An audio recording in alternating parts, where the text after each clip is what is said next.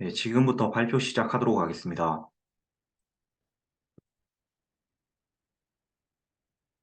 두 가지 논문을 소개드릴 예정입니다. 첫 번째 논문은 Residual Attention Convolutional Autoencoder에 관한 내용이고, 두 번째 논문은 Sparse One Dimensional Convolutional Neural Network에 관한 내용입니다. 첫 번째 논문 먼저 설명드리도록 하겠습니다. 인트로덕션입니다. 최근에는 제조 공정의 모니터링 기술이 안정성과 효율성을 향상시키기 위해서 중요해지고 있는 추세입니다.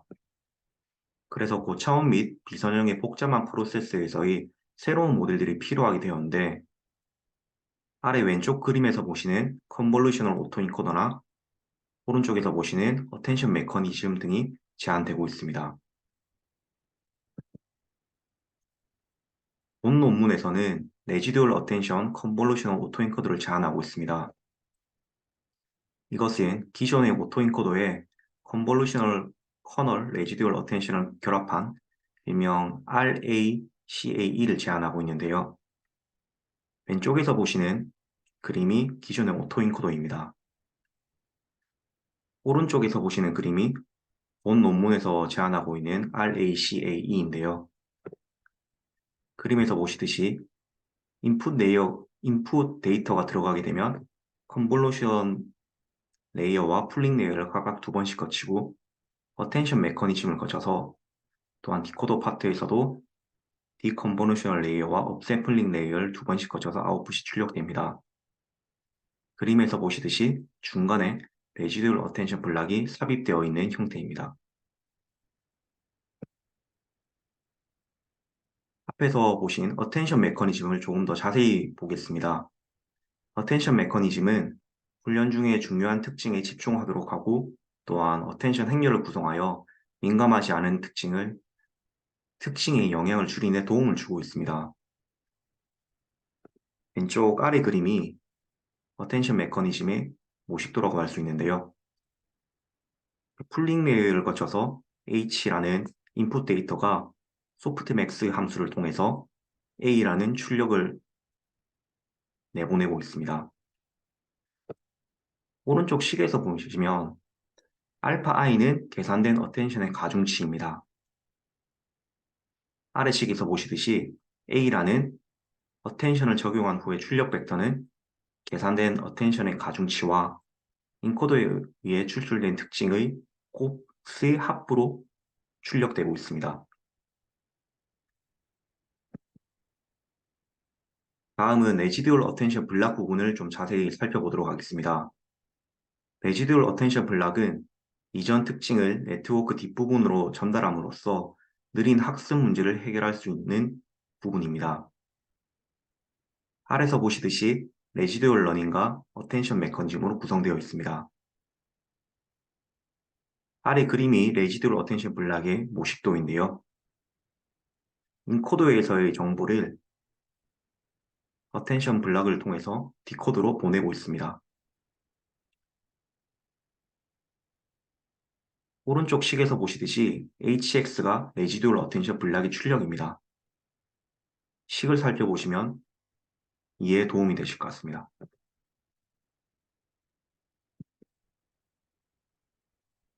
본 논문에서 제안하고 있는 RACAE는 크게 오프라인 모델링 및 온라인 모니터링으로 구성되어 있습니다. 모델링을 트레이닝으로, 모니터링을 테스트로 볼 수 있겠습니다. 모델링 단계를 먼저 살펴보면 먼저 정상 데이터셋 X를 수집 후 정규화합니다.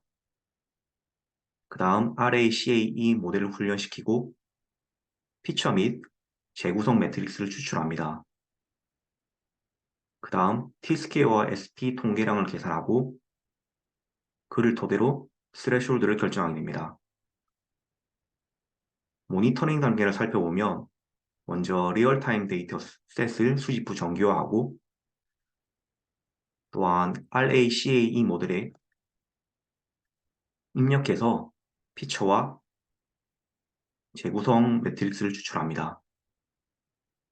역시 T스퀘어와 SP 통계량을 계산하고 처음 모델링 단계에서 정했던 스레숄드와 비교해서 정상, 비정상 판단을 내리게 됩니다.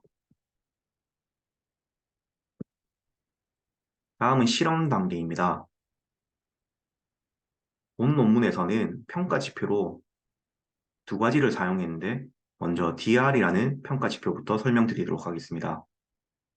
DR은 Detection Rate, 즉 탐지율로 실제로 존재하는 신호 중에서 올바르게 신호로 감지된 비율입니다. 정의에서 알 수 있듯이 높을수록 성능이 우수하다고 볼 수 있습니다.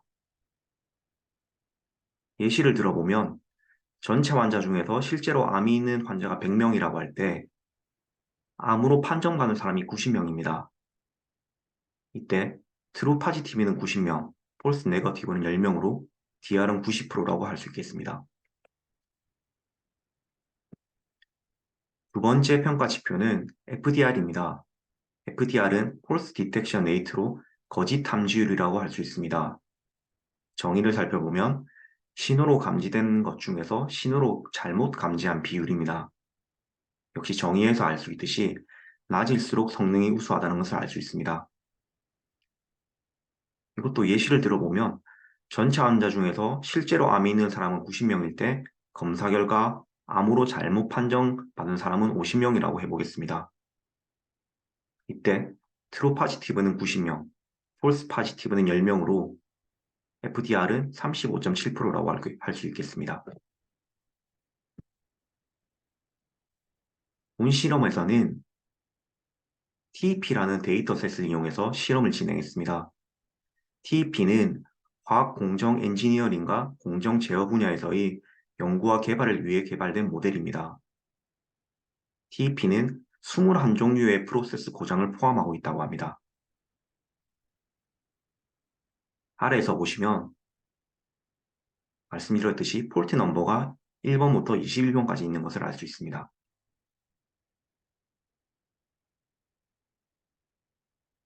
아래 평가 지표에서 앞쪽이 FDR, 뒤쪽이 DR인데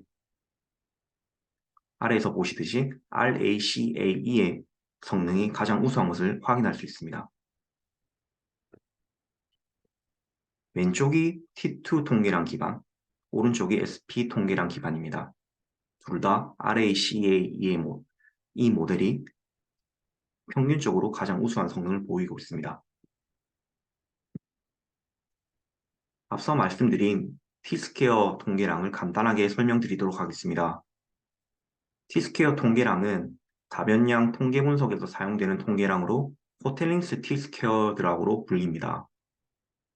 이것은 두 그룹 간의 평균 차이 및 공분상 구조를 고려하여 평가하는 통계량입니다. 재구성 데이터와 입력 데이터 간의 차이를 판별하는 데 사용되어 결함 감지를 수행하고 있습니다. 아래에 나온 식이 T스퀘어 통계량의 식입니다. 참고해 보시면 좋을 것 같습니다. 두 번째는 SP 통계량에 대해서 간단하게 설명드리겠습니다. SP 통계량은 데이터 예측의 정확도를 측정하는 지표입니다. 제곱 예측 오차라고도 하고요. 예측값과 실제값의 차이를 계산한 후에 이 차이를 제곱해서 오차를 평가하고 있습니다. 재구성 데이터와 입력 데이터 간의 차이를 판별하는 데 사용되어 결함 감지를 수행합니다. 아래에서 보시듯이 실제와 예측 간의 차이를 제곱하면 SP 통계량이 나오고 있습니다. 본 논문에서는 Continuous Third Tank Reactor System이라는 다른 데이터셋으로도 실험을 진행하였습니다. 이 데이터셋은 과학 공정 및 반응 엔지니어링 분야에서 사용되는 프로세스라고 합니다. 동일하게 아래 표에서 보실 수 있듯이 아래의 CAE 모델이 평균적으로 가장 좋은 성능을 보이고 있고요.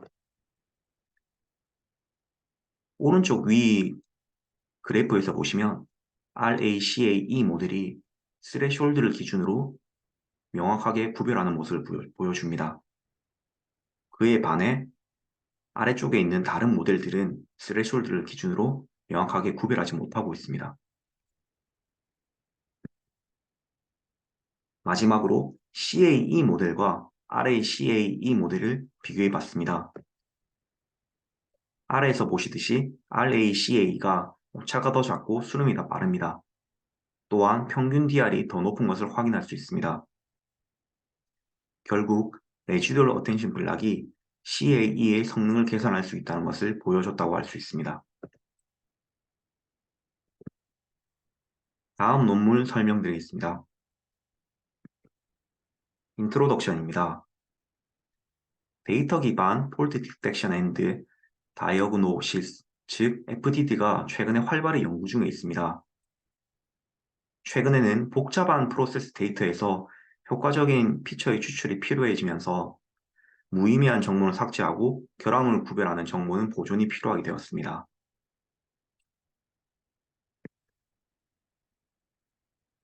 본 논문에서는 스팔스1 디멘셔널 S1D CNN을 제안하고 있습니다. 아래에서 보시는 그림이 왼쪽에 있는 것이 전통적인 CNN 구조고요. 오른쪽에 있는 것이 본 논문에서 제안하고 있는 S1D CNN입니다.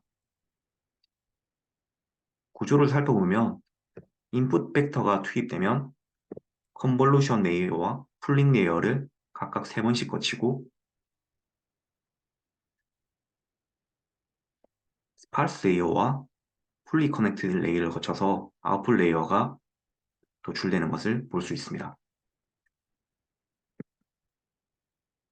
앞쪽에서 봤었던 스파르스 레이어를 조금 더 자세하게 살펴보겠습니다.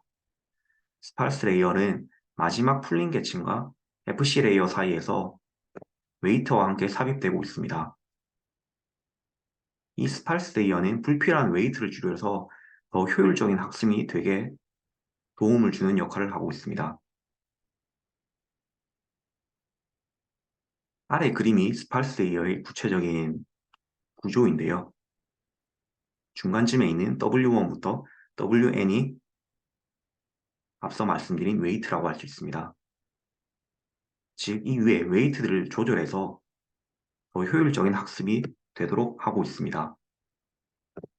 오른쪽 식을 살펴보시면 SI는 스파르스 레이어의 i번째 노드의 출력입니다.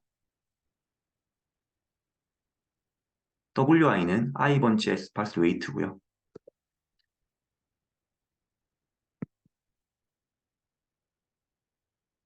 이 S1D CNN도 오프라인 모델링 및 온라인 모니터링으로 구성되어 있습니다. 이것도 동일하게 순서를 한번 살펴보도록 하겠습니다. 모델링 단계에서는 정상 고장 데이터를 수집하고 데이터를 정교한 후에 S1D CNN 모델에 입력해서 피처를 학습합니다. 다음으로 고장 탐지를 위한 T스퀘어 제어 차트를 구성하고요. 분류기를 조정해서 고장 진단을 수행합니다. 다음은 모니터링 단계입니다. 데이터 샘플을 선택해서 훈련된 S1D CNN에 입력해서 대표적인 피처를 추출합니다. 모니터링을 위한 T스퀘어 제어 차트를 구성하고 이 값이 인기값을 초과하면 고장을 진단하고 결과를 출력하게 됩니다.